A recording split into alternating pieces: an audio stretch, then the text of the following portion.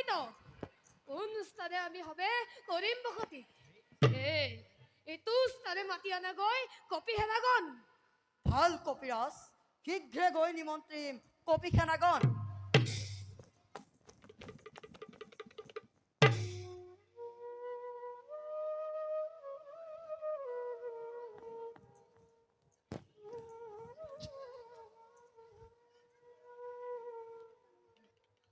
বন্ধুসকল, পৃথিৱীৰ পঞ্চদ্বীপে সপ্ত মহাসাগৰে গিৰি গুহা জল স্থল সকলো ভূমিলো সকলোতে দেখো বালিৰ সন্তাস বালিৰ ৰমহৰি বিস্ময় মুখ থাকি দূৰতে পলাই কোনো নিদিয়ে আশ্ৰয়। সঁচা কথা কপিৰাজ, পৃথিৱীত এনে কোনো স্থান নাই য'ত ঘটা নাই বালিৰ সন্ত্ৰাস। মাতংগ আশ্ৰম এয়া ঋষ্যমুখ পৰ্বতৰে এই পাদদেশ, কেৱল ইয়াতে ঘটা নাই বালিৰ সন্ত্ৰাস। ভালদৰে টানি লোৱা আকৌ এবাৰ, হয় নে নহয় এয়া মাতংগৰ আশ্ৰম?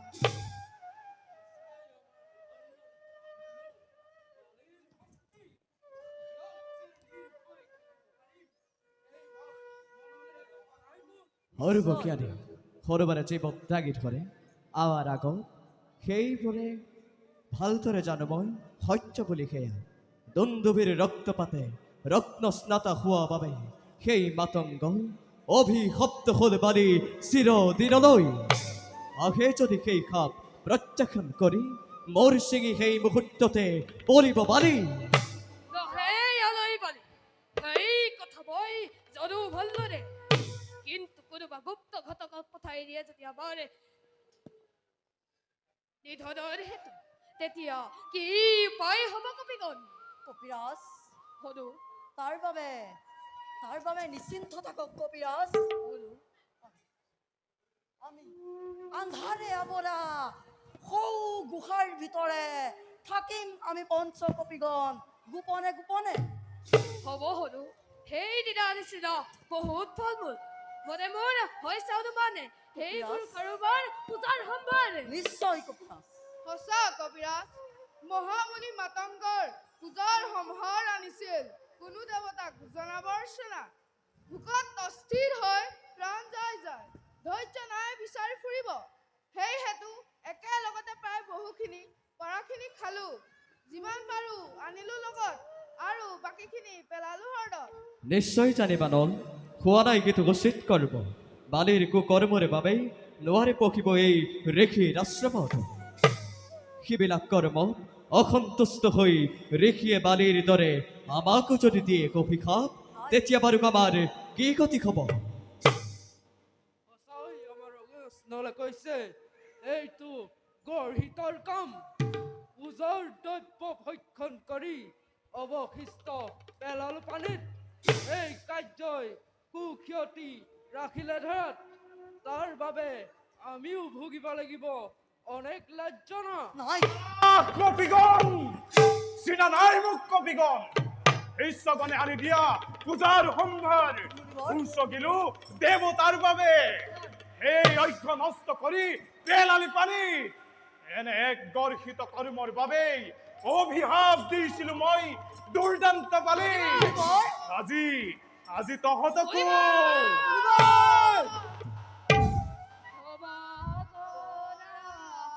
তপোধন ধৰুচৰণ নহত কৰিলো মাত দুখ অধম বানহৰ নিজ গুণে সুস্থ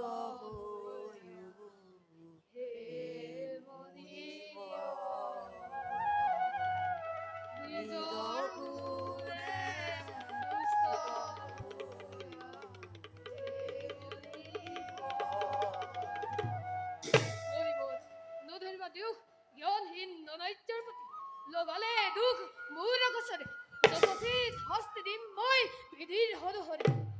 তহঁতৰ শাস্তি দেখি সন্তোষিত মই নহওঁ কদাপি। বৰ মই দিম যোগ্য শাস্তি তাক, বৰ যিয়ে পূজাৰ যোগ্য এনে ভাৱে লণ্ড বন্ধ কৰে, তাক মই নাই নাই মণিবৰ নাই দিছো পূজা হওক, যোগ্য হওক, হওক কিবা অন্যান্য সামগ্ৰী। সিজনে কৰে যদি পানীৰ নিক্ষেপ, সেই দ্ৰব্য আলাসতে থাকিব উপঙি। এইবিলাক দ্ৰব্যই দেৱ কাৰ্য সাধনত কৰিব সহায়। কপিগণ, সেইবিলাক দ্ৰব্যই দেৱ কাৰ্য সাধনত কৰিব সহায়।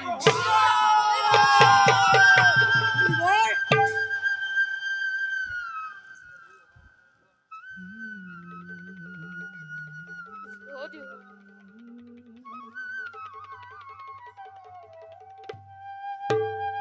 যদিও ঋষিৰ সাপে মোক কৰা নাই জৰ্জৰিত, তথাপিও মন মোৰ নহয় উজ্জ্বল। দিন যেনেকৈ গৈছে বাগৰি, ৰুমৰ চিন্তাই মোক ধৰিছে আৱৰি। কেলে যাওঁ, কি কৰো, ক'ত গ'লে মই লগ পাম ৰুমাক? ৰুমা ৰুমা ৰুমা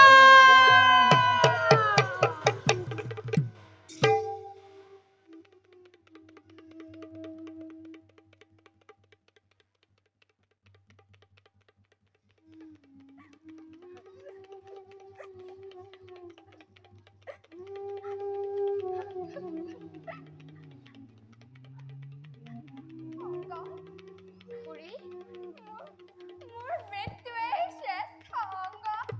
খুৰী, তোমাৰ মৃত্যু অসম্ভৱ খুৰী। অংগ আই, বাচা অংগ আই,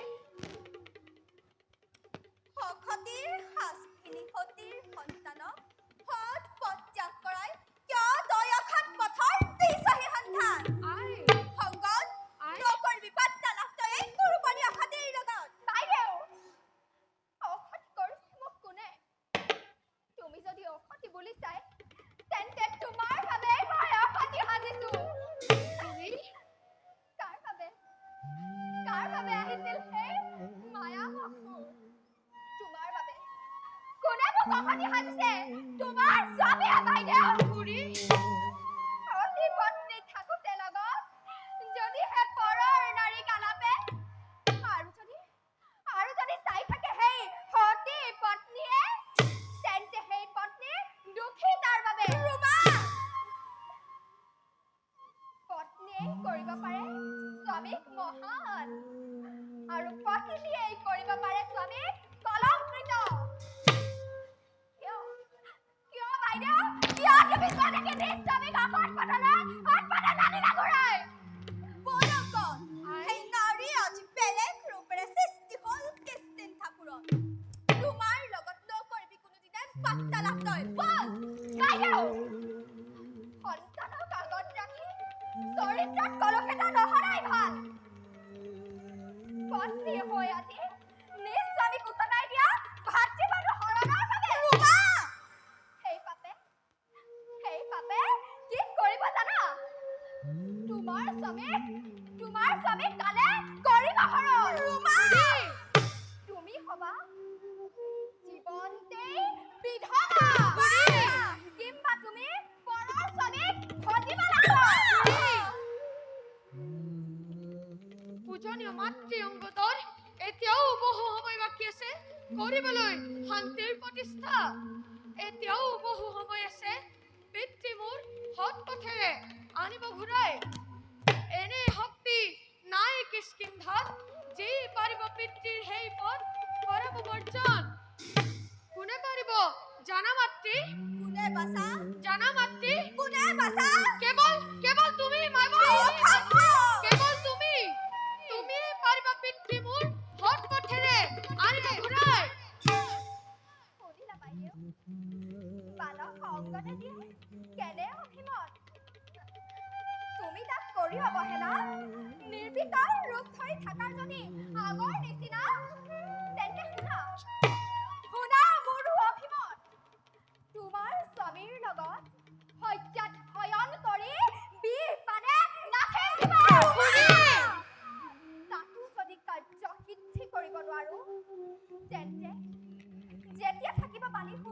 গভীৰ নিদ্ৰাত অগ্নি সংযোগ কৰি বালিৰ দেহত পুৰি পুৰি পুৰি পুৰি পুৰি পুৰি পাতাত কৰি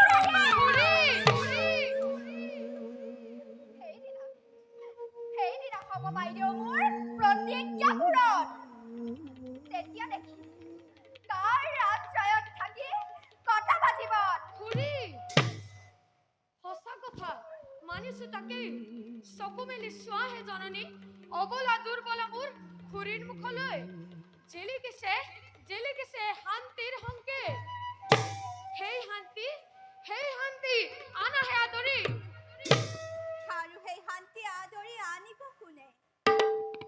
সেই তাৰাই আই অসম্ভৱ। নহয় নহয় বাচা। সেই শান্তি আহিব সেই ৰুমা যদি গুচি যায় কোনোবা স্থানলৈ, সেই ৰাজ্য কৰি পৰিত্যাগ।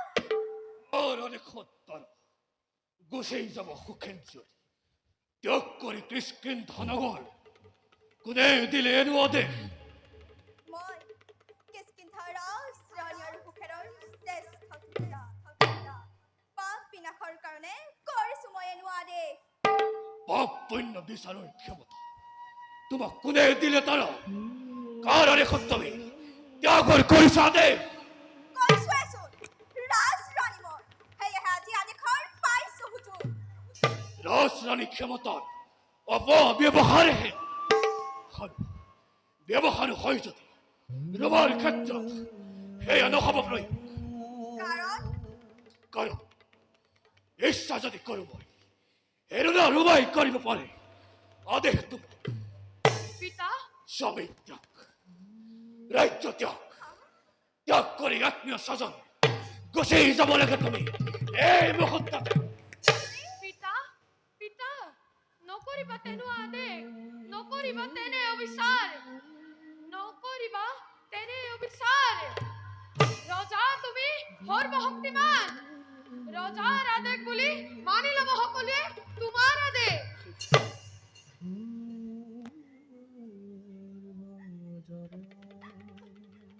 বিনা ৰক্তপাতে হ'ব আপোনাৰ বিনা। এয়া চোৱা আপোনাৰ বিনাশৰ বাবে মই সকলো কৰিম। সঠিক অসতি কৰা সেই সেনুৰ ৰেখা এয়া চোৱা মোহাৰি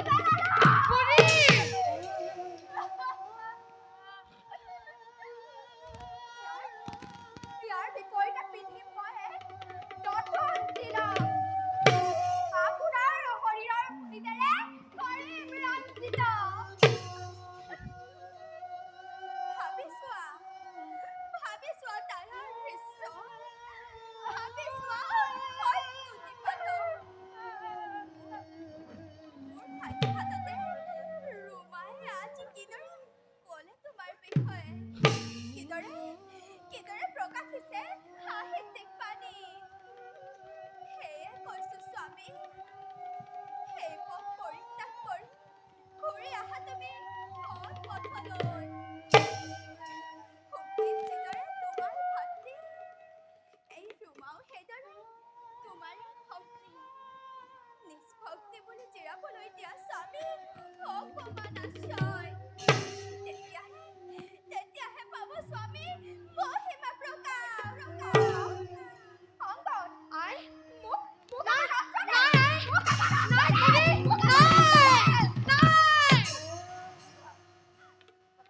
অসতি ৰক্ষা পোৱাৰ আগতে নিষ্ঠাকৈ নিয়মিত যাম। খুৰী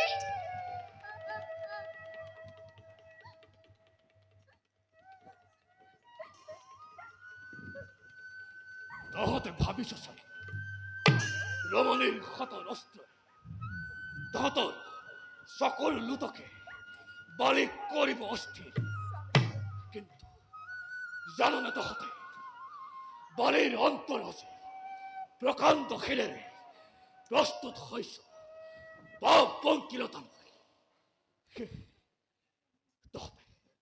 তহঁতে এবাৰে ভাবা নাই যেই জনী ৰোমাক মই স্নেহৰ ভলিৰ তলে বুকুত লৈছিল হাবতে সেইজনী ৰূপক স্বামীৰ থাকোঁতে যাই কিয় মই লভিব খুজিছো ইয়াক তহঁতি নুবুজ কিয় ইয়াক তহঁতি নুবুজ কিয় প্ৰতিশোধ তাৰ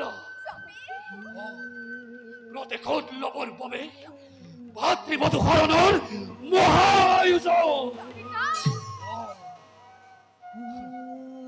তুমি জানো দেখা নাই অকৃতজ্ঞ সুগ্ৰীৱৰ কাৰ্য